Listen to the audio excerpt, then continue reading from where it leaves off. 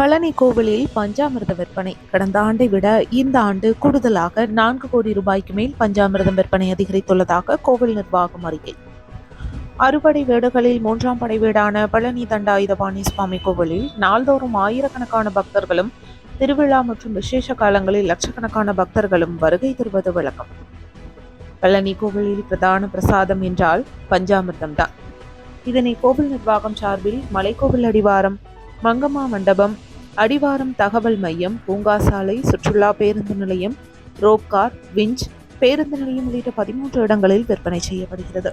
20 ரூபாய், 40 ரூபாய், 45 ரூபாய் என டப்பாக்கள் மூலம் பஞ்சாமிர்தம் விற்பனை செய்யப்படுகிறது. கடந்த ஆண்டு 1/7/2023 முதல் 30/11/2023 வரை 5 மாதத்தில் பஞ்சாமிர்த விற்பனை 11,49,87,540 ரூபாய்க்கு விற்பனையானது.